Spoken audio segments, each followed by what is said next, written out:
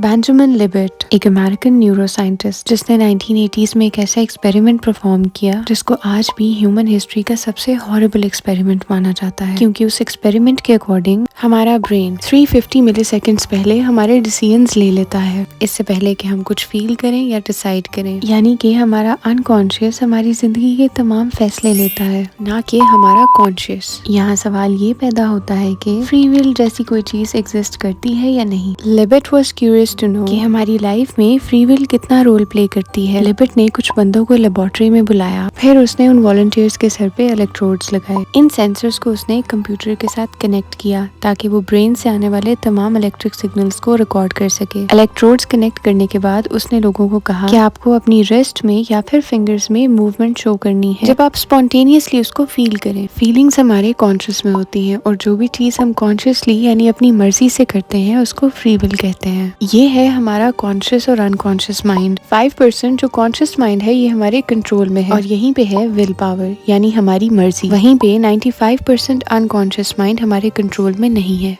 अब वापस आते हैं एक्सपेरिमेंट पे। वॉलंटियर्स ने जब डिसाइड करके अपना हाथ मूव किया तो लिबर्ट ने अपने कंप्यूटर रिकॉर्डिंग्स पे कुछ शॉकिंग नोटिस किया। उस मूवमेंट के बाद लिबर्ट ने दो चीजों को कंपेयर किया। एक वो मोमेंट जहां पार्टिसिपेंट्स ने अपनी मर्जी से कॉन्शियसली ये डिसाइड किया कि अब वो हाथ को मूव करेंगे। दूसरा और सबसे टेरिफाइंग मोमेंट जब ब्रेन ने इलेक्ट्रिकल सिग्नल भेजा कि अब मूवमेंट होने वाली है। इस कंपैरिजन के रिजल्ट्स मैच नहीं हो रहे थे। टेक्निकली तो जब वॉलंटियर्स ने हाथ मूव किया तभी ब्रेन को सिग्नल भेजना चाहिए था, लेकिन ऐसा नहीं हुआ।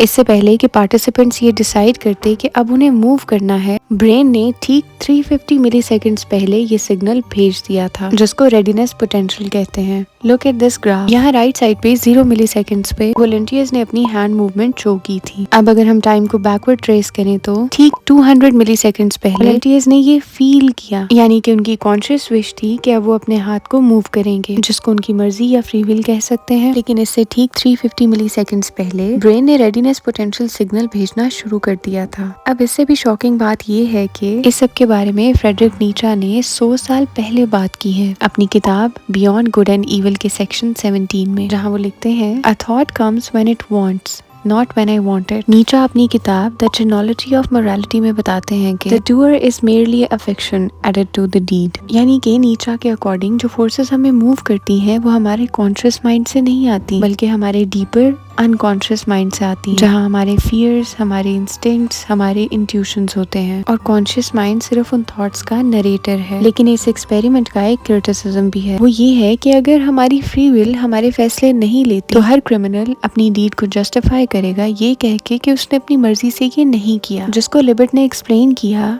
कि ऑल्दो 550 मिलीसेकंड्स पहले ब्रेन ने एक्टिविटी स्टार्ट कर दी होती है, लेकिन 200 मिलीसेकंड्स पे आपके पास वीटो की पावर होती है, यानी कि आपका कॉन्शियस आपके ब्रेन से आने वाले सिग्नल को नो कह सकता है। नीचा अपनी किताब ट्वाइलाइट ऑफ द आइडल्स में लिखते हैं the will is not free but the strong spirits can command their impulses. We might not have freedom to choose an impulse, but to deny it.